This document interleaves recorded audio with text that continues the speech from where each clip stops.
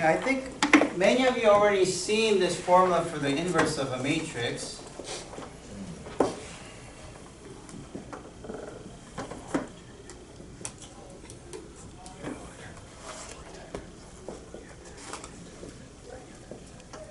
How many of you seen this formula? Okay. Oh, some of you did. Some, it kind of a little bit, right? Yeah. So some of you have seen this in pre-calculus, way back in high school. Some of you have seen this in calculus 3 or differential equations. Yeah. Or don't remember it at all. Okay, let's just calculate this, right? So what does this do? It's like this is the formula for the matrix where if you multiply to it, so let's call this like x, y, z, w. It's this mysterious matrix where if you multiply them, it gives you 1, 0, 0, 1. And in the function language that we talked about, I explained how these are really like transformations from R2 to R2. In that language, inverses really mean inverses of functions. So this is a function composition, and it's saying basically this. You have a function and its inverse, whose composition gives you the identity function. It's an identity function, right? Yeah, and that's the truth about inverse functions. What's an inverse function? It's a function where if you compose with the other one, you get the identity. So that's what we're going after. But to actually calculate what these x, y, z, w are, all you have to do is just multiply them out. So multiply these out. So you have ax plus bz, and then multiply like this. Ay plus bw, multiply like that. So it's cx plus dz, and cy plus dw. Just like that. And that has to equal to this other one, 1, 0, 0, 1. And that just gives you a system of equations for unknowns x, y, z, w. So let's write down the system of equations. Ax plus bz equals to 1.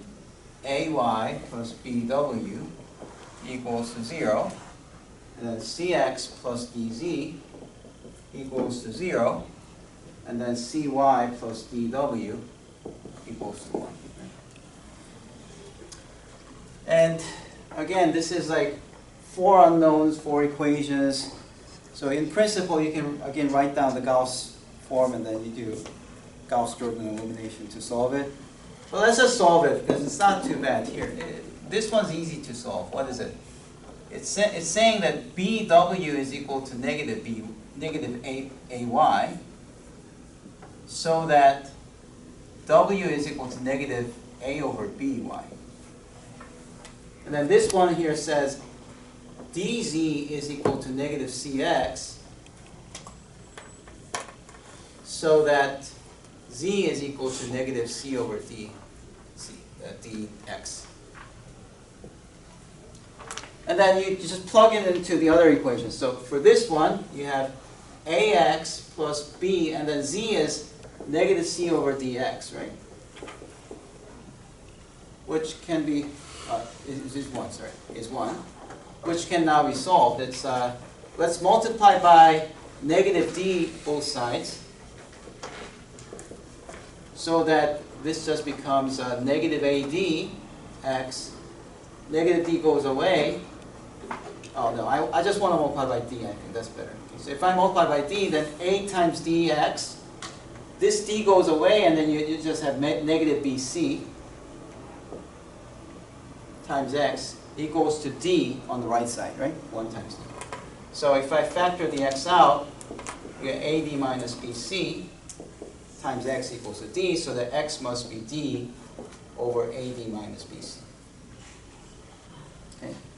And then you can plug this back into this formula for z and get z equals to negative c over d times d over AD minus BC, and then dd cancels away, and you get negative c over AD minus BC. So you can see that AD minus BC is the denominator for all of these. Let's plug this thing now into this one.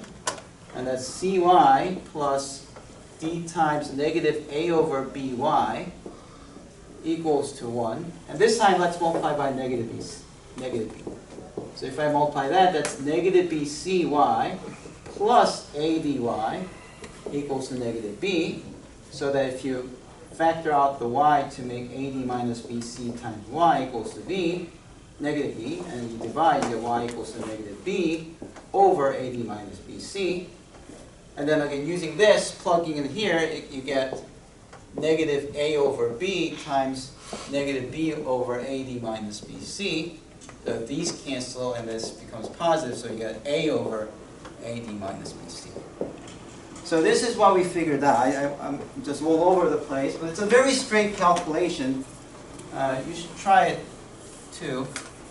Like, rather than trying to take notes, I wouldn't really take notes on this one. This is kind of straight. Rather, what I would do is just write down the equation on my own and try to derive this formula on your own. Okay? And then you'll feel like you've accomplished something, right? So this is what I find, that x, y, z, w is going to look like d over ad minus bc, and then negative b over ad minus bc, and then negative c over ad minus bc, and then a over ad minus bc. And look, if you now factor the 1 over ad minus bc in front, you get exactly this formula. So that's what matrix inverse would be. Okay? Now, sadly, the obvious next question would be, then what's like the inverse of a 3 by 3? And then that question is a lot harder than what we just done. It will take some time to derive that formula. Yes? Isn't that we have to separate it into separate matrices and then combine at the end? Yeah, so there's something called the adjoint of a matrix, and it's a long thing. So we'll need to do some other topics before we can go over to 3 by 3. Okay? So, but let's try to see what's like one way to use this. Suppose you have 3x plus 2y equals to 1, and x plus y equals to 3. Suppose you have this system. Okay. Now we already know one way to do this, which is to use the augmented matrix, right? Like this, and then you do row reduced echelon form. Right? You take twice of this, subtract from there, so you get 1, 0, negative 2. No, twice of this, so negative 6, negative 5.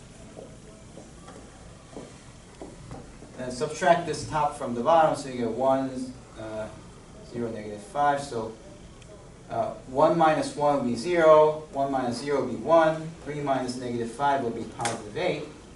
Hey, that's it, right? So you know that x is negative 5 and y is 8.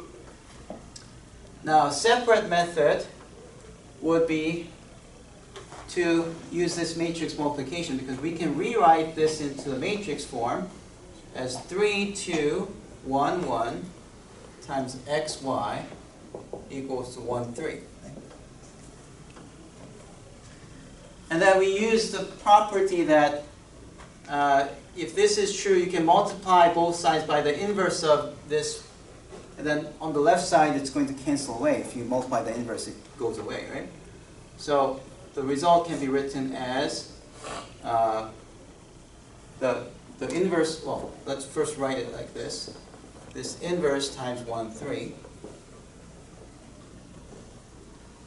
And then that has the formula of 3 times 1 minus AD minus BC, right? So 2 times 1, 1 over that. And then the formula says these two switch. These two become minuses. And you just have to multiply 1, 3 to it. This became 1. And then now you multiply this times this is 1 minus negative 1 plus negative 6, which is negative 5. This times this gives you 1, -1 plus positive 9, so it would be 8. So you get the same answer this way. Okay? So when it comes to system of equations, now you have two different ways of solving it. One, by using RREF, row reduced echelon form. The other is by using the inverse matrix. You just multiply with inverse. Which one is easier?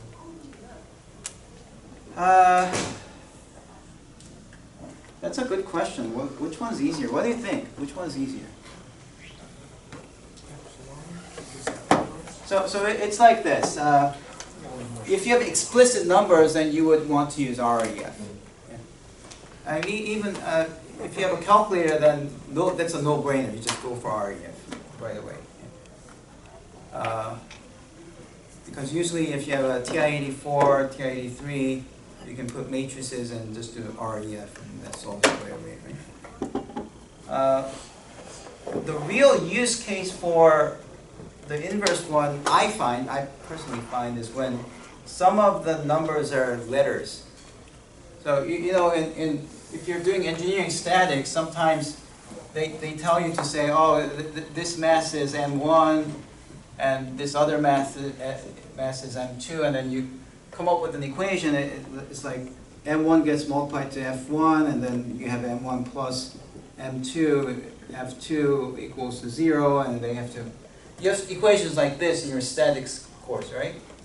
And then if you want to solve these equations, let's say you have some system for F1 and F2, and these are letters, then it's extremely hard to do it with REF.